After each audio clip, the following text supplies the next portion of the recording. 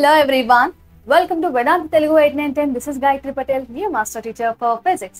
So students, ఈ session లో class 10 AP students AP board లో 2025 నుంచి 2026 లో 10th క్లాస్ చదువుతున్న స్టూడెంట్స్ కి లాంగ్వేజెస్ కూడా చాలా ఇంపార్టెంట్. బికాస్ మనం 10/10 టార్గెట్ పెట్టుకున్నప్పుడు only main subjects like maths, physics మాత్రమే, సైన్స్ సబ్జెక్ట్స్ మాత్రమే చదువుతా అంటే కుదరనా? All subjects are important.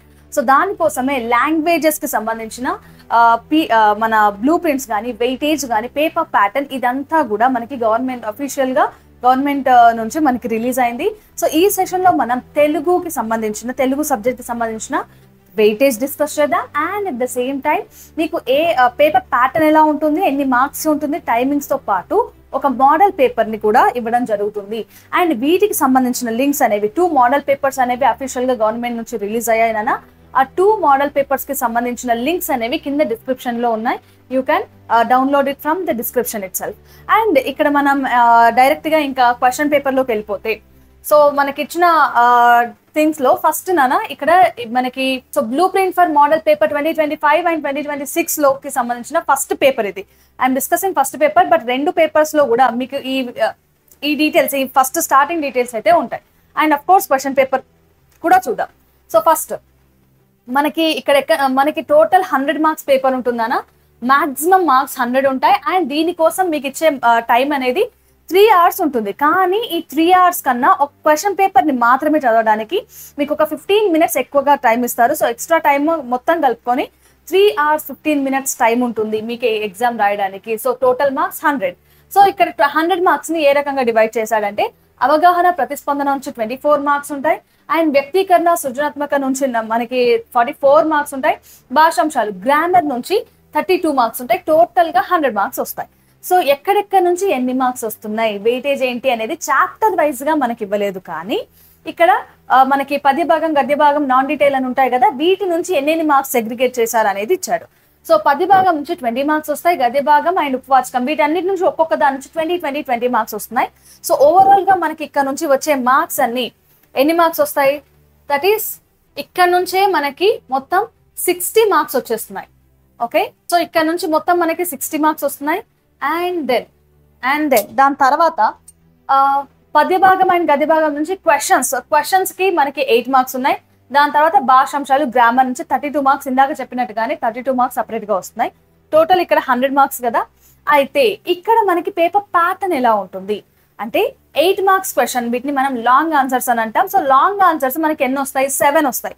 ఈ లాంగ్ ఆన్సర్స్ లో మనకి డిఫరెంట్ టైప్ ఉన్నాయి. అంటే ఒకవేళ డైరెక్ట్ క్వశ్చన్ అడగడం వేరు, మీకు ఒక పద్యం ఇచ్చి దాని కింద కొన్ని 4 క్వశ్చన్స్ అడగడం, లేదంటే ఒక ప్యాసేజ్ ఇచ్చి అంటే ఒక పారాగ్రాఫ్ ఇచ్చి దాని కింద 4 క్వశ్చన్స్ అడగడం, ఇవన్నీ కూడా లాంగ్ ఆన్సర్స్ కిందకే వస్తాయి.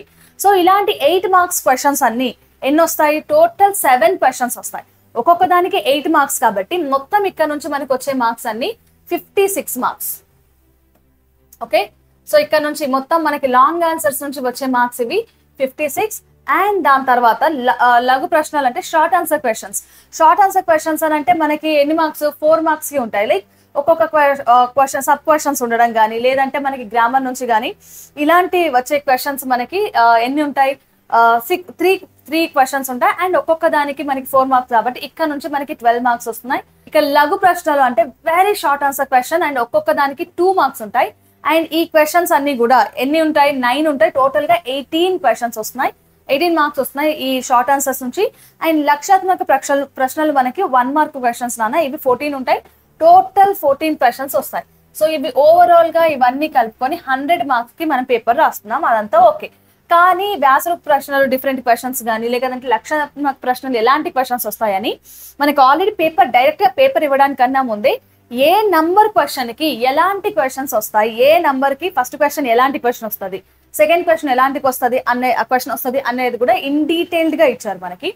సో ఫస్ట్ మీరు ఇక్కడ చూసుకుంటే,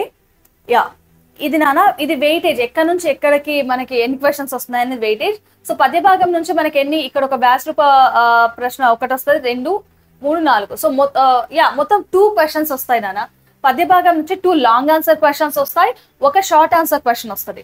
అండ్ అలాగే గద్య భాగం నుంచి కూడా 2 లాంగ్ ఆన్సర్స్ అండ్ ఒక షార్ట్ ఆన్సర్, ఉపవాచకం నుంచి 2 లాంగ్ ఆన్సర్స్, ఒక షార్ట్ ఆన్సర్ క్వశ్చన్ వస్తుంది.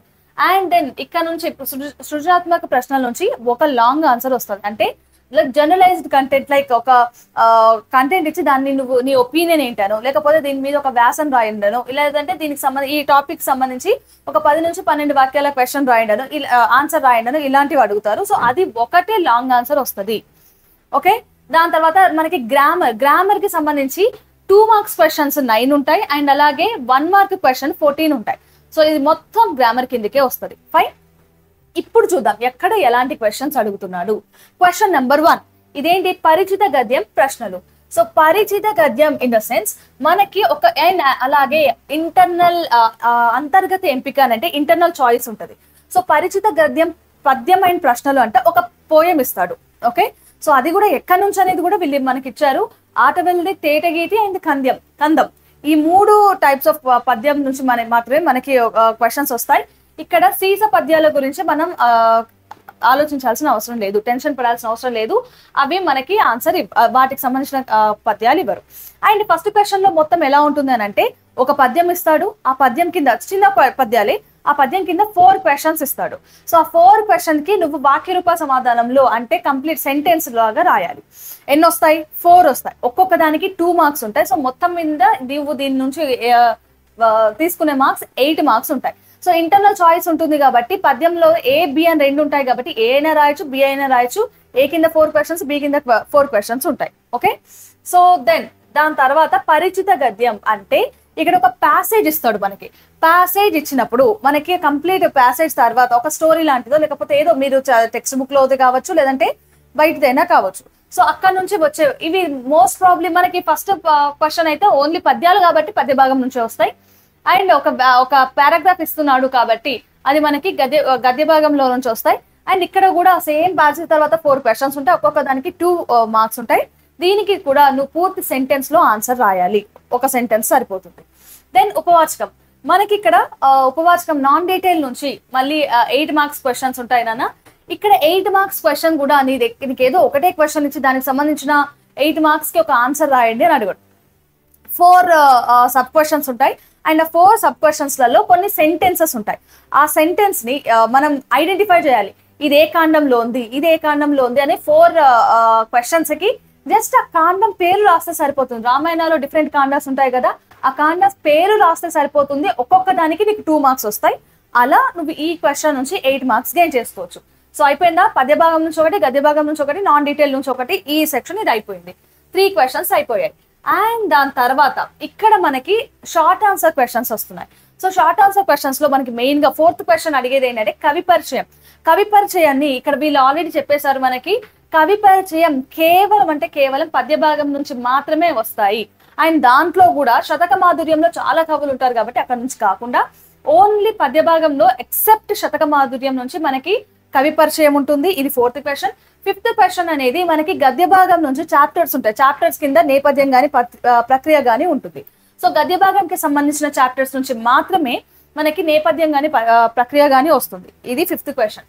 నెక్స్ట్ పాత్ర స్వభావం, ఇది ఎక్కడ ఉపవాచకం నుంచి వస్తుంది అంటే ఉపవాచకంలో డిఫరెంట్ క్యారెక్టర్స్ ఉన్నాయి. రాముడు గాని, సీత గాని, దశరథుడు గాని, లేకపోతే హనుమంతుడు, ఇలాంటి రకరకాల క్యారెక్టర్స్ ఉన్నాయి. ఈ క్యారెక్టర్స్ నుంచి ఏదైనా ఒక క్యారెక్టర్ ఇచ్చి మీరు దానికి సంబంధించిన ఆ క్యారెక్టర్ కి సంబంధించిన పాత్ర స్వభావం ఎలాంటిది అనే ఒక క్వశ్చన్ అడుగుతాడు.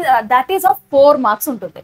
దాని తర్వాత 7th విషయాత్మకం అంతర్గత ఎంపిక ఉంటుంది అని అంటే ఇక్కడ మనకి లాంగ్ ఆన్సర్ క్వశ్చన్స్ నానా. ఇక్కడ నుంచి మనకి ఇంటర్నల్ క్వశ్చన్స్ ఉంటాయి, అంటే పద్య భాగం నుంచి క్వశ్చన్స్ వస్తాయి. ఇంటర్నల్ చాయిస్ ఉన్నప్పటికీ కూడా నువ్వు ఒక క్వశ్చన్ రాయాలి. పద్య భాగం నుంచి ఒకటి ఇస్తారు. అండ్ అలాగే మనకి ఇక్కడ గద్య భాగం నుంచి వచ్చేదానికి కూడా మనకి ఇంటర్నల్ చాయిస్ ఉంటుంది. దెన్ ఇక్కడ ఉపవాచకం నుంచి కూడా ఏ కాండం నుంచి అయినా కూడా ఒకే కాండం నుంచి ఒక 2-3 క్వశ్చన్స్ కాకుండా ఏదైనా కాండం నుంచి ఒక క్వశ్చన్, అలా నీకు ఇంటర్నల్ చాయిస్ ఇక్కడ కూడా ఉంటుంది. అంటే నువ్వు ఒక లాంగ్ ఆన్సర్ ఒకటే క్వశ్చన్ ఇచ్చి దాని కింద ఒక పెద్ద ఆన్సర్ రాయాలి. అలాంటివి పద్య భాగం నుంచి ఒకటి, గద్య భాగం నుంచి ఒకటి, అండ్ ఉపవాచకం నుంచి ఒకటి వస్తాయి.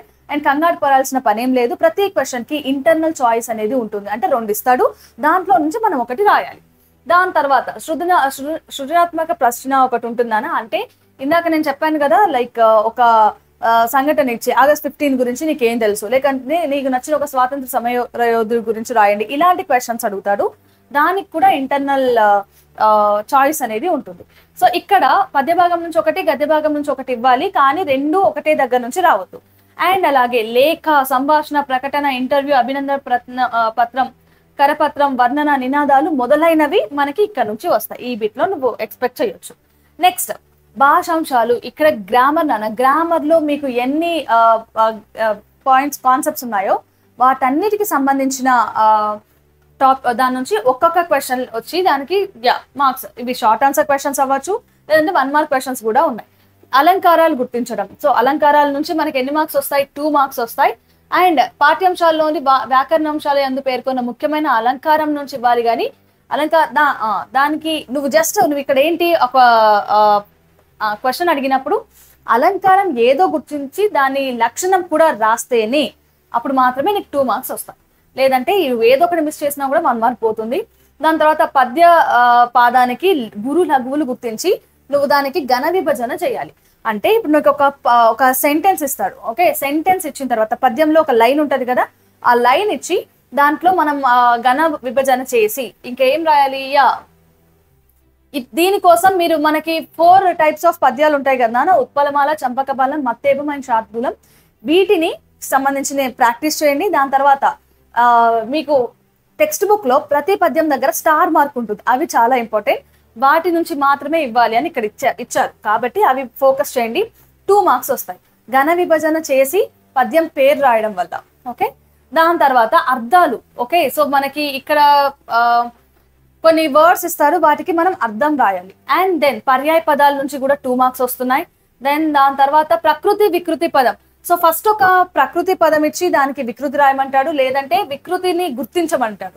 సో ఇట్లా దీని నుంచి నీకు 2 మార్క్స్ వస్తాయి. అండ్ అలాగే నానార్థాల నుంచి 2 మార్క్స్, ఉత్పత్తార్థం నుంచి 2 మార్క్స్, అండ్ జాతీయాలని గుర్తించడం దగ్గర నుంచి 2 మార్క్స్ అగైన్. దెన్ ఇచ్చిన జాతీయానికి అర్థం, సందర్భం రాయడం అగైన్ 2 మార్క్స్. నెక్స్ట్ వాక్యంలో ఇచ్చిన సంధి విడదీసి రాయడం అడుగుతాడు, లేదంటే సంధిని కలిపి రాయమని అడుగుతాడు. ఇక్కడ నుంచి మనకి 2 మార్క్స్ వస్తాయి. అండ్ సంధి దేనికి సంబంధించిన దాని పేరుని కూడా అడుగుతాడు. సో ఇక్కడ నుంచి సంధుల నుంచి మొత్తం మీద మనకి ఏ రకంగా అడిగినా కూడా 3 మార్క్స్ వస్తాయి. అండ్ దాని తర్వాత సమాసాల నుంచి 1 మార్క్.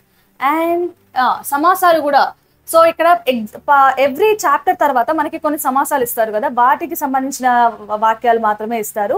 అండ్ దెన్ ఇక్కడ సేమ్ ఇక్కడ కూడా అంతే, సమాసం గుర్తించమని అడుగుతారు, లేదంటే సమాసాన్ని రాయమని అడుగుతారు. సమాసాల నుంచి మనకి 2 మార్క్స్ వస్తున్నాయి. ఆధునిక వచన రూపాన్ని రాయండి అని మళ్ళీ దానికి ఒక 1 మార్క్. దెన్ ఆపోజిట్ వర్డ్స్ కి 1 మార్క్. ఇచ్చిన క్రియాపదాల్లో అడిగిన దాన్ని గుర్తించండి అని అంటారు, ఇది ఒక 1 మార్క్. దెన్ సామాన్య వాక్యాన్ని సంశిష్ట వాక్యం, అంటే ఒక సింపుల్ సెంటెన్స్ ని కాంపౌండ్ సెంటెన్స్ ని కాంప్లెక్స్ లాగా ఇలాంటి మార్చడాలు ఉంటాయి కదా, సో దాని నుంచి 1 మార్క్. అండ్ కర్తరి, కర్మని వాక్యాలు ఉంటాయి, సో ఇక్కడ నుంచి 1 మార్క్. దెన్ ప్రత్యక్ష వాక్యాన్ని డైరెక్ట్ స్పీచ్, ఇండైరెక్ట్ స్పీచ్ ఉంటుంది కదా, అక్కడ నుంచి 1 మార్క్. అండ్ సింపుల్ సెంటెన్సెస్ ఉంటాయి కదా, ఇచ్చిన వాక్యం ఏ రకమైన సామాన్య వాక్యము రాయండి అని అంటారు.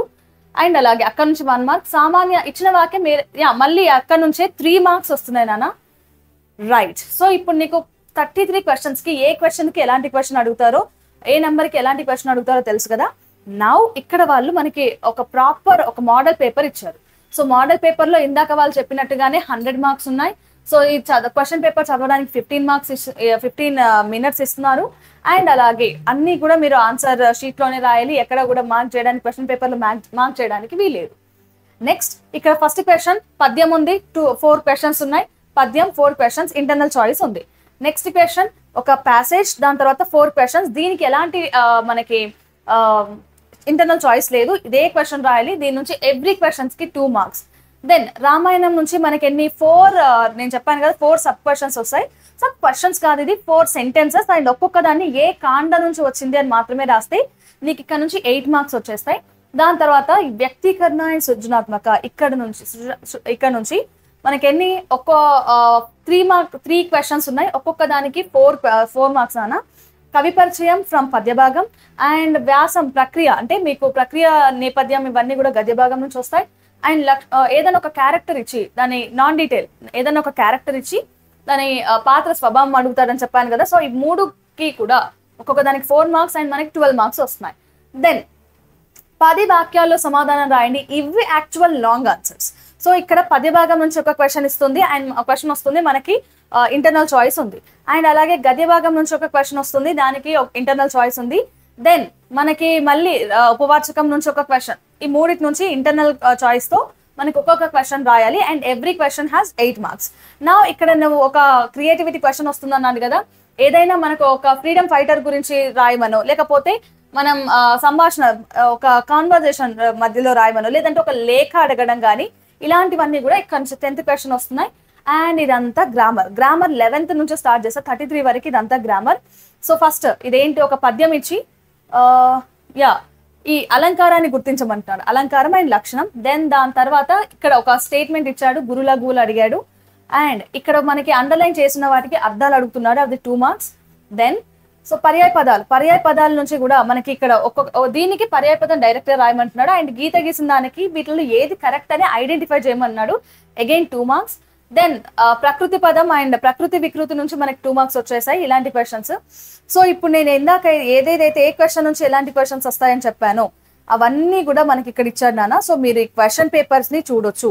సో ఒకటి కాదు, మనకి కేవలం ఒకటే కాదు నాన్న, 2 క్వశ్చన్ పేపర్స్ వచ్చినాయి. ఇప్పుడు నేను ఇది ఓపెన్ చేసింది model paper 1. So model paper 2 కి సంబంధించిన లింక్ అనేది కింద డిస్క్రిప్షన్ లో ఉంది, you can check it from the description itself. And అలాగే టెలిగ్రామ్ లో కూడా నేను షేర్ చేస్తాను. And this is not about మనకి తెలుగు మాత్రమే కాకుండా remaining languages like Hindi and అలాగే మనకి ఇంగ్లీష్ కూడా ఉన్నాయి కదా, వాటికి సంబంధించిన వీడియోస్ కూడా వస్తున్నాయి. So stay tune to Vedanta Telugu 8910. This is Gayatri Patel, your master teacher for physics. And if you have any queries regarding blueprints, weightage and exam updates and pattern, then you can just ping me in the comment section. లేదంటే నా Telegram ID కూడా ఉంది కదా, so I'm here giving you the telegram id, that is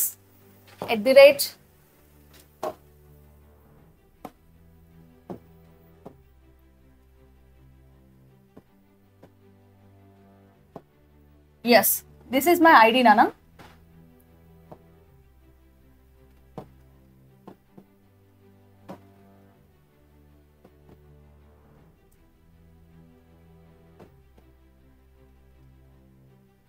yes Patel, ఇక్కడ తర్వాత పటేల్ అని ఉంటుంది. You can ping me any queries, okay, any of your queries. And అలాగే ఇంకేమైనా ఎగ్జామ్ రిలేటెడ్ స్ట్రాటజీస్ కానీ ఇంకేమైనా హెల్ప్ కావాలన్నా కూడా do let me know. And guys, will meet you in the next video. Till then keep learning and bye guys. So students, మన వేదాంత తెలుగు 8-9-10 ఛానల్లో recent గా ఒక పెయిడ్ బ్యాచ్ ని స్టార్ట్ చేసాం for class 10 students. That is nothing but Garuda. మన Garuda batch లో class 10 students, ఇటు AP board అలాగే తెలంగాణ బోర్డ్ అండ్ అలాగే సిబిఎస్ఈ బోర్డులో ఏ సిలబస్ మీరు ఏ బోర్డులో ఉన్నా కూడా ఫుల్ సిలబస్ ని మనం ఈ బ్యాచ్ లో డిస్కస్ చేయబోతున్నాం. Batch starts from 16th August and everyday live sessions ఉంటాయి. ఈ లైవ్ సెషన్స్ అన్ని కూడా ఈవినింగ్ 7 PM నుంచి 10 PM వరకు ఉంటుంది. 7 to 7:50 ఒక క్లాస్ ఉంటుంది, 8 to 8:50 అండ్ అలాగే 9 to 9:50 ఇలా డైలీ 3 సబ్జెక్ట్స్ సంబంధించిన లైవ్ క్లాసెస్ అనేవి జరుగుతాయి. And if in case you miss the class, మీకు రికార్డెడ్ వర్షన్ కూడా అవైలబుల్ గా ఉంటుంది.